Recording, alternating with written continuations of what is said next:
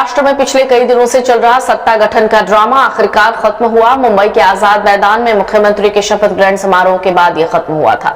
इसी दौरान कभी अफवाहें आई कि एकनाथ शिंदे नाखुश हैं, कभी अफवाह आई कि वो नाराज होकर गांव चले गए हैं, तो कभी ये भी कहा गया कि वो गृह मंत्री पद के लिए दावेदारी कर रहे हैं। लेकिन अब एक और बड़ी खबर है। इन सब के उलट एकनाथ शिंदे ने उप मुख्यमंत्री पद संभाल तो लिया है। इस बीच मुख्यमंत्री देवेंद्र फडणवीस ने अपने सहयोगी एकनाथ शिंदे पर टिप्पणी की है। उनकी ये जो टिप्पणी है वो बहुत मायने रखती है। फडणवीस ने दरअसल खुलासा किया है, कहा है कि उप मुख्यमंत्री एकनाथ शिंदे नाराज नहीं थे। उन्होंने ये भी कहा है कि सरकार गठन में देरी का आरोप गलत है। फडणवीस ने कहा कि एकनाथ शिंदे भावुक स्वभाव वाले हैं, जबकि उनके दूसरे सहयोगी उप मुख्यमंत्री अजित पवार व्यवहारिक हैं। उन्होंने कहा, मैं दोनों को संतुलित करता हूं, उन दोनों के साथ मेरे अच्छे रिश्ते हैं। फडणवीस ने कहा कि महायुति ने पिछले 2.5 साल में बहुत मेहनत की है। महाराष्ट्र विधानसभा अध्यक्ष का चुनाव सोमवार 9 दिसंबर को होगा। उसके लिए शनिवार से नामांकन प्रक्रिया शुरू हो गई। रविवार की दोपहर 12 बजे तक विधानसभा अध्यक्ष पद के लिए नामांकन भरे जा सकेंगे। विधान भवन सचिवालय से बताया गया कि शनिवार को स्पीकर पद के लिए कोई भी नामांकन पत्र दाखिल नहीं किया गया। वैसे विधानसभा में महायुति के संख्या बल को देखते हुए स्पीकर का चुनाव निर्विरोध होने की संभावना है। माना जा रहा है रविवार दोपहर तक विधानसभा अध्यक्ष का नाम सामने आ जाएगा। तो आपको बता दें, अध्यक्ष की रेस में कौन कौन है। अध्यक्ष की रेस में बीजेपी की ओर से कई सारे नाम हैं, जिसमें पहले नंबर पर पिछले अध्यक्ष राहुल नार्वेकर का नाम है।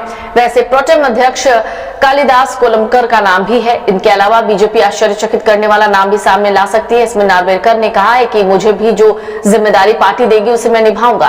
पार्टी की तरफ से विधानसभा अध्यक्ष को लेकर जो भी निर्णय लिया जाएगा वो मुझे स्वीकार होगा। बीजेपी ने मुझे कई मौके दिए हैं, आगे भी जो मौके देगी उसके मुताबिक काम करूंगा। रविवार तक विधानसभा अध्यक्ष पद के लिए नामांकन पत्र भरने का आखिरी दिन है। पार्टी के फैसले के मुताबिक जिसे भी आवेदन भरने को कहा जाएगा उसे आवेदन भरना होगा। विधानसभा के सभागृह नेता पद पर देवेंद्र फडणवीस के चयन के बाद विधान परिषद के सभागृह नेता पद पर उप मुख्यमंत्री एकनाथ शिंदे का चुनाव किए जाने की संभावना है। विधान परिषद की बैठक सोमवार शाम 4 बजे होगी। शपथ ग्रहण के दौरान विधानसभा में एक मजेदार तस्वीर भी सामने आए। बीजेपी के हेमंत रास ने विपक्ष की ओर जाकर बैठ गए।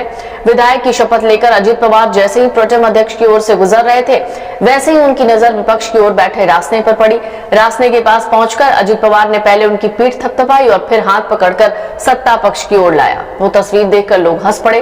रासने ने पुणे की कस्बा पेठ विधानसभा कांग्रेस के रविंद्र धंगेकर को हराकर विधानसभा पहुंचे। सभी को आश्चर्य हो रहा था, आखिर बीजेपी की नजर रासने पर क्यों नहीं पड़ी। अजित पवार ने सत्ता पक्ष विधायकों की ओर बिठाया। शपथ लेने वाले विधायकों में 7 ने संस्कृत, 3 ने हिंदी, एक विधायक ने सिंधी भाषा में शपथ ली, बाकी सदस्यों ने मराठी भाषा में शपथ ली। समाजवादी पार्टी के विधायक अबू आसिम आजमी ने हर बार की तरह इस बार भी हिंदी में शपथ ली। साथ ही बीजेपी के पराग शाह और MIM के मुफ्ती मोहम्मद इस्माइल अब्दुल खालिक ने भी हिंदी में शपथ ली। सिंधी समाज के विधायक कुमार आयलानी ने सिंधी में शपथ ली। बीजेपी के गिरीश महाजन, प्रशांत ठाकुर, सीमा हिरे, नितेश राणे, प्रताप अरसड़, सुधीर गाडगिल और राम कदम ने संस्कृत भाषा में शपथ ली। इससे पहले भी महाजन ने संस्कृत भाषा में शपथ ली है। 3 मुस्लिम विधायक हसन मुशनीफ, सना मलिक और रईस शेख ने मराठी भाषा में शपथ ली। हिंदी भाषी विद्या ठाकुर, स्नेहा दुबे पंडित ने मराठी भाषा में शपथ ली।